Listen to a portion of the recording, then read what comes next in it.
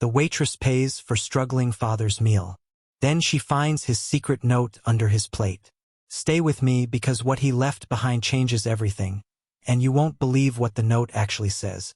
The diner had smelled of coffee and grease and the lemon spray they used on the tables. It was a Tuesday, late afternoon, the kind of shift that dragged between the lunch rush and the early dinner crowd. She had been on her feet since 6. Her back had ached. Her feet had ached. But the light through the big windows had been the kind that made everything look soft. Golden. As if the world had paused for an hour. The diner had been there for 40 years. Red vinyl booths. A long counter with stools. The kind of place that had seen generations of regulars. That had seen people at their best and their worst. That had served coffee at 2 in the morning to people who had nowhere else to go. She had worked there for 8 months. She had learned the rhythm. The morning rush. The lull. The dinner crowd. The quiet hour before close. She had refilled the sugar dispensers. She had wiped down the counter. The metal sugar dispenser with the red top had caught the light. She had looked up and seen him. Corner booth. By the window. He had been there for 20 minutes before she really looked at him. Not the kind of look you give a customer when you're taking an order. The kind of look where you see a person. He had been sitting with his back to the wall. His hands on the table. He had been wearing a coat. Not new. The kind of coat that had been good once. That had seen better days. His hair had been gray at the temples. His face had been clean-shaven. He had looked like someone who had once had an office. A desk. A life where someone had brought him coffee. And now he had been sitting in a diner. Counting. And he had been counting. She had thought at first he was on his phone. Then she had seen it. Coins. A few crumpled notes. He had laid them out in a careful row. As if he had needed to know exactly what he had. She had watched him look at the menu. Look at the coins. Look at the menu again. His face had been tired. Not old. Middle-aged. But worn. As if he had not slept. As if sleep had stopped being something he could count on. She had walked over. She had said, "Can I get you something?" He had looked up. His eyes had been the kind that had seen too much. He had said, "Just the soup. Please, just the soup." She had written it down. The soup was the cheapest thing on the menu. $4.99. Nothing else. No drink. No bread. Just the soup. She had thought, he's not hungry. He's just here. She had not known why that thought had stayed with her. But it had. She had brought him the coffee when he had sat down. He had nodded. He had not smiled. She had left him alone. She had gone back to the kitchen. She had put the order through. The cook had called back, "Soup, table 7. She had stood at the pass. She had looked through the window into the diner. He had been sitting with his head in his hands. Not crying. Just still. As if the weight of something had finally caught up with him and he had nowhere else to put it down. She had seen that look before. On her mother's face. The year her father had left. The year the bills had piled up and the phone had rung and nobody had answered. Her father had walked out when she was 16. No note. No explanation. Just gone. Her mother had worked 2 jobs. She had tried to keep the rent paid. She had tried to keep the lights on. And she had worn that look. The look of someone who had run out of ways to say it was going to be okay. She had seen it on her own face in the mirror after she had dropped out of community college. After the money had run out. After she had taken this job because it was the only one that had said yes. Because she had needed the money. Because her mother had needed the money. Because some days the only thing that had kept her going was the thought that she could help. That she could bring home a paycheck. That she could be the one who showed up. She had not known his story. She had only known the look. And she had known that the look did not care how much money you had once had. It did not care what you had lost. It only cared that you had lost something, and that you were sitting in a booth in a diner trying to figure out how to keep going.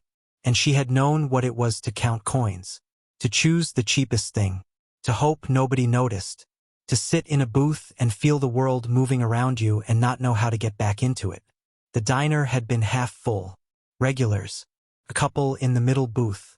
An old man at the counter who came in every Tuesday for the meatloaf. The usual noise. Plates, forks, the hiss of the coffee machine. She had brought him the soup. A white bowl, steam rising. The kind of soup the diner had made every day for 40 years. Simple, warm. He had said thank you. His voice had been quiet, worn. The kind of voice that had once given orders, that had once been heard in boardrooms, that had once had weight. And now it had been barely a whisper. She had asked if he needed anything else. A refill. Bread. He had said no. This is enough. She had looked at his hands. They had been steady. They had held the spoon. They had not shaken. He had looked like a man who had made a decision, who had come to the end of something, who had sat down in a booth and given the world one last chance to show him a reason to stay. She had not known that then. She had only known that he had needed the soup, and that she could pay for it. She had stood there for a second. She had thought, this is enough. Not the soup. Something else. She had nodded. She had left him alone. She had gone back to the counter. Old Joe had been at the register. Joe had run the diner for 30 years. He had seen everything. He had said, "You all right?" She had said, "Yeah." She had looked at her tips from the morning. She had kept them in a little bowl under the counter. $23. Not much. A few hours of work. A few dollars from the regulars who had left change. She had picked up the bills. She had smoothed them out. She had thought about rent, about the electric bill, about the $23 and what it could buy. A few groceries, a tank of gas, a little bit of breathing room. And then she had thought about the man in the corner booth. The coins. The way he had said, "This is enough." She had thought, what if nobody ever does anything? What if we all just walk past? What if the only thing that ever changes is that we get used to the look? She had thought about her mother, about the time someone had been kind, the landlord who had given them an extra week, the teacher who had bought her lunch, the small things that had added up to enough. She had caught Joe's eye. She had said, "Table 7. I'm covering it." Joe had said, "You sure?" She had said, "Yes." She had put the cash on the counter. She had said, "Don't tell him." Joe had looked at her. He had looked at the money. He had said, "You don't have to do that." She had said, "I know." Joe had nodded. He had rung it through. He had said, "Soup. Table 7. Paid." She had felt something loosen in her chest. She had not known his name. She had not known why he had only coins. She had only known that she could do this one small thing, and that it had cost her almost nothing, and that it had cost her everything she had to give. $23. A decision made in a moment. She had put the bowl back under the counter. She had gone back to work. She had cleared the other tables. She had refilled the coffee. She had kept her distance from the corner booth. She had not wanted him to feel watched. She had not wanted him to know. She had brought the check to the couple in the middle. She had wiped down the counter again. She had looked over once. He had been eating the soup. Slowly. As if he had forgotten what it was to taste something. As if he had forgotten what it was to sit in a warm room and have someone bring him food. She had looked away. She had thought, "I hope it's enough. I hope whatever he needed, this is enough."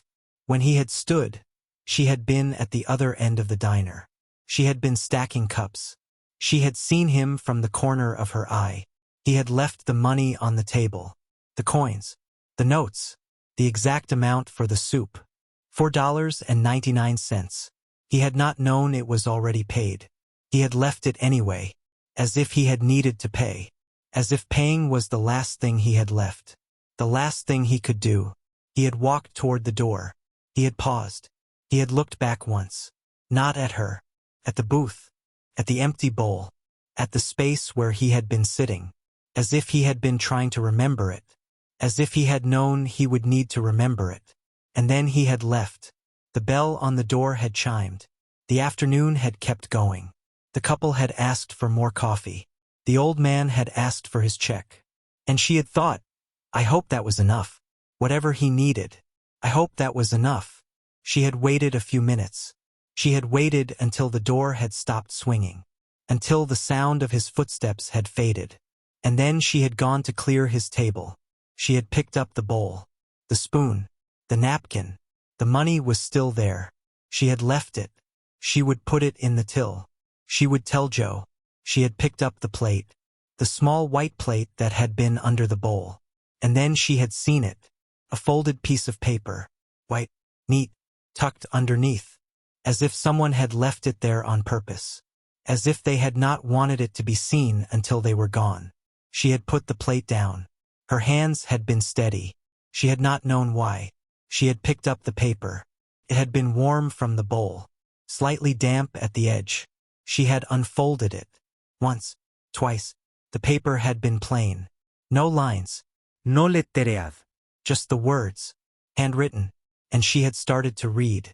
The handwriting had been careful, steady, as if the person who had written it had wanted every word to matter, as if they had known someone would read it.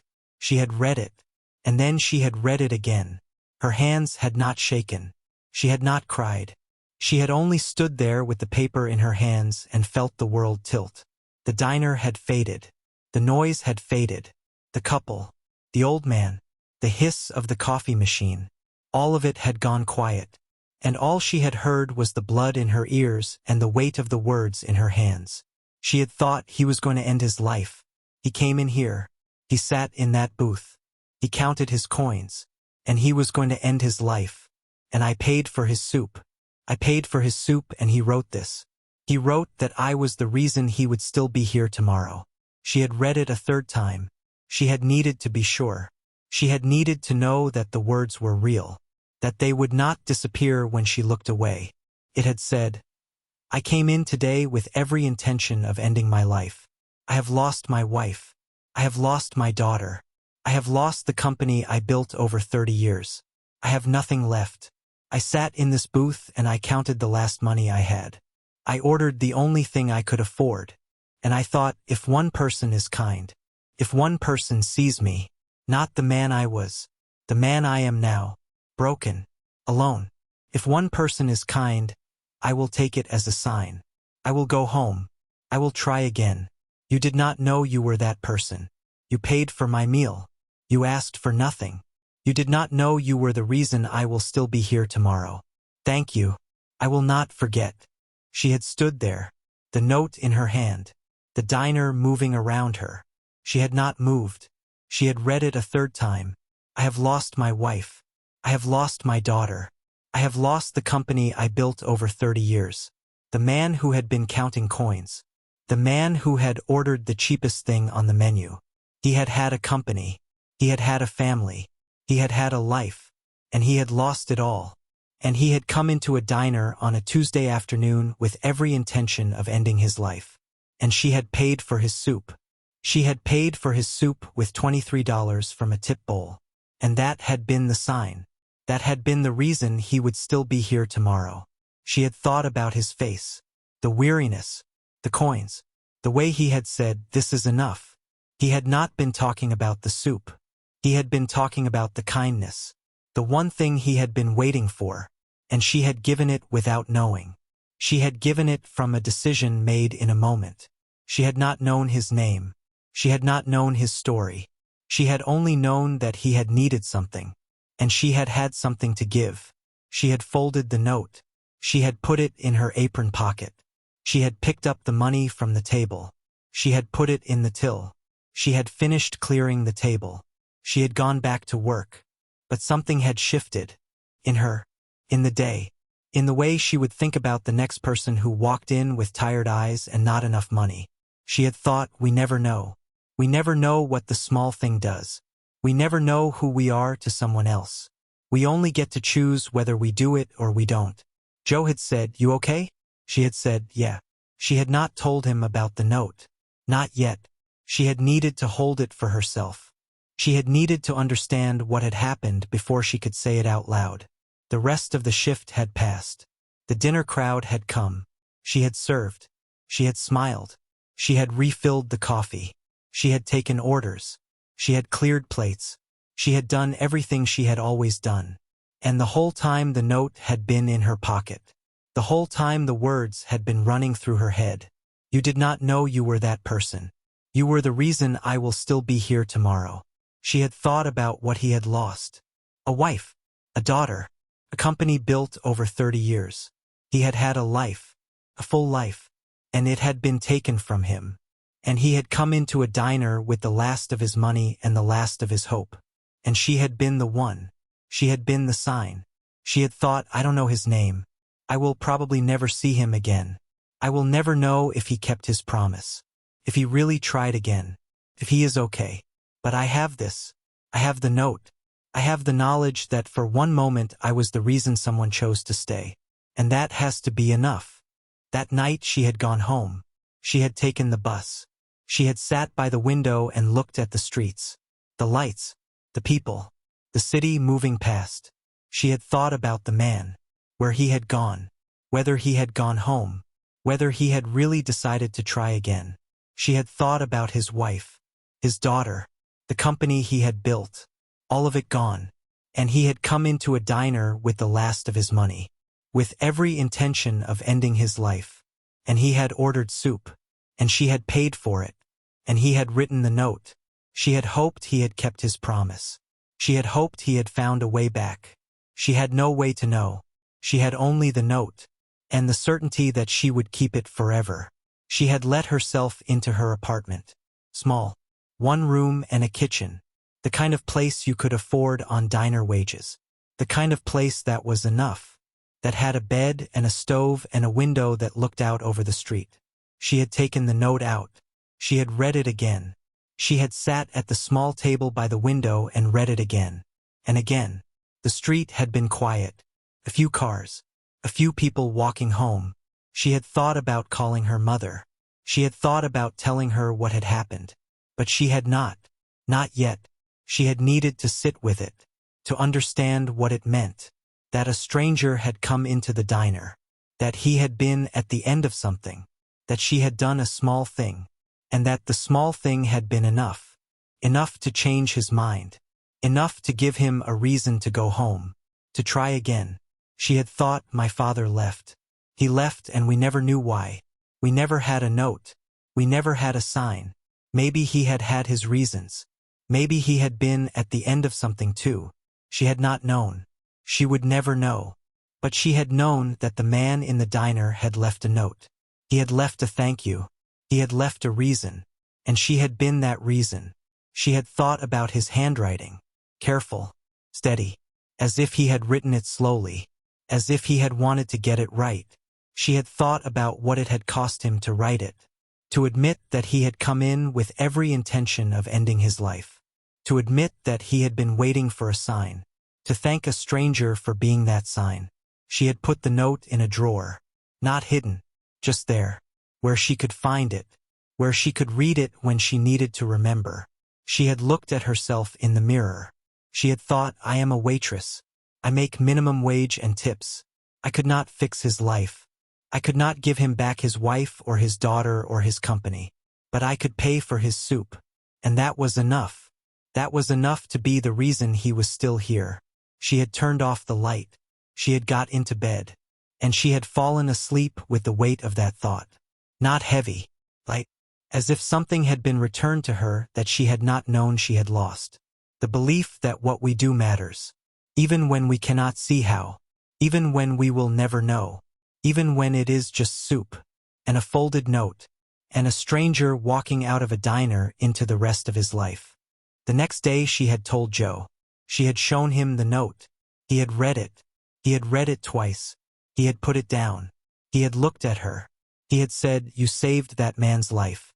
She had said, I don't know. Maybe. He had said, you did. You did a small thing. And it was enough. You don't get to decide that it wasn't. She had not known what to say. Joe had said, I've been in this business 30 years. I've seen people come in at the end of their rope. I've seen people who needed one good meal, one kind word, one person to see them. Sometimes we can give it. Sometimes we can't. Sometimes we're too tired, too broke, too busy. But you gave it. You saw him. You paid for his soup. And he wrote that note. He wrote that you were the reason he would still be here. So you keep that note. You don't ever throw it away. You don't ever forget what you did. Because there will be days when you'll need to remember. Days when the world will feel too heavy. Days when you'll wonder if any of it matters. and you'll take out that note. And you'll remember. So you keep that note. You keep it and you remember. There are people out there who will never know what you did. Who will never thank you. Who will never come back. But you know. And that has to be enough. She had nodded. She had felt the tears then. Just a few. She had wiped them away. She had put the note back in her pocket. She had gone back to work. And she had carried the weight of it. Not heavy, but there. The weight of knowing that what we do matters. That the small things are not small. That we never know who we are to someone else. That we only get to choose. In the weeks that followed, she had thought about him often. She had wondered if he had kept his promise.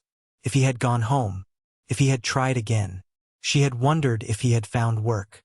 If he had found a reason to get up in the morning. She had thought about looking him up. He had said he had lost the company he had built. Maybe there had been news. Maybe there had been a name.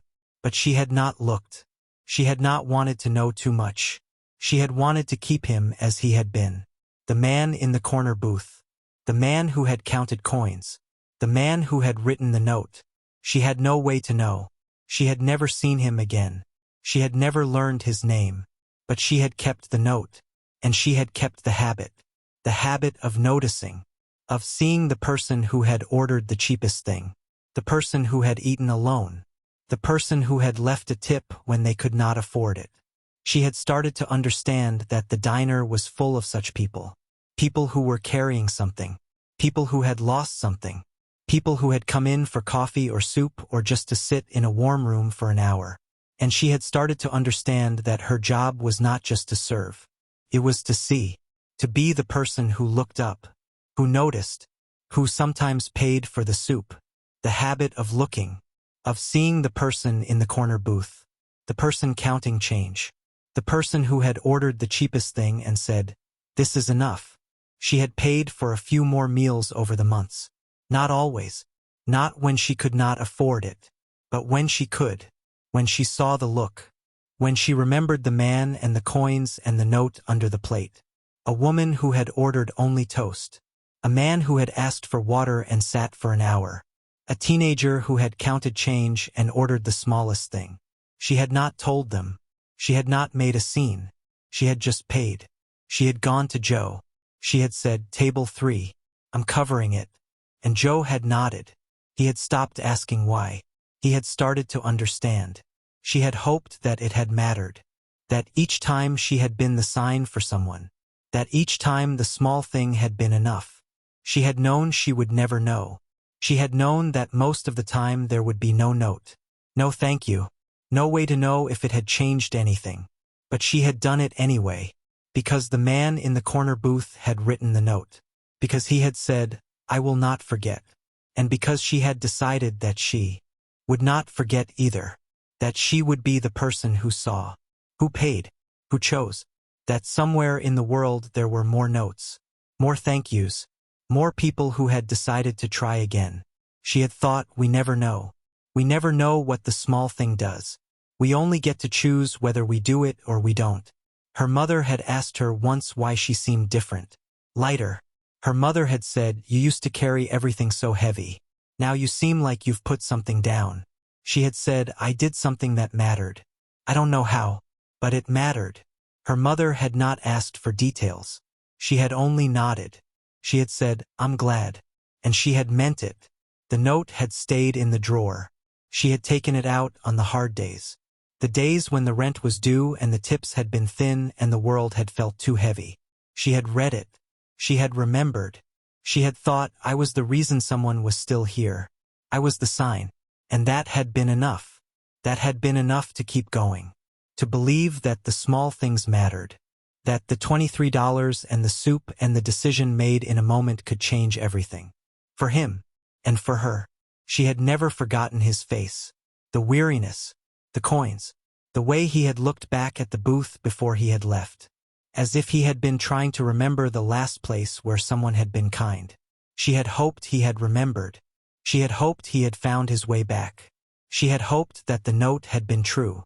That he had gone home. That he had tried again. That he was still here. She would never know. But she had the note. And she had the certainty that she would keep it. not as proof, as a reminder that the smallest act can be the one that changes everything. That we are all one moment away from being the person who needs it, and one moment away from being the person who gives it. That we never know. We never know who we are to someone else. We only get to choose, and she had chosen, again and again, to see, to give, to be the person who paid for the soup, who left the note in the drawer, who believed that what we do matters, even when we cannot see how, even when we will never know, even when it is just soup, and a folded note, and a stranger walking out of a diner into the rest of his life. Years later she would still have the note. She would have moved to a better apartment. She would have found a better job. Or maybe she would still be at the diner, still refilling the coffee, still wiping down the counter, still looking at the corner booth and remembering. It did not matter. What mattered was that she had been there that day, that she had seen him, that she had had $23 and a moment of courage, and that the moment had been enough. Enough for him, enough for her, enough to change the way she moved through the world, to change the way she saw the next person who walked in with tired eyes and not enough money. We never know. We never know what the small thing does. We never know who we are to someone else. We only get to choose whether we do it or we don't. And she had chosen. And the note was still in the drawer. And the man was still out there somewhere. Or he wasn't. She would never know. But she had the words. Thank you. I will not forget. And that was enough. That would always be enough. A waitress. A bowl of soup. $23. And a note under a plate that had changed everything.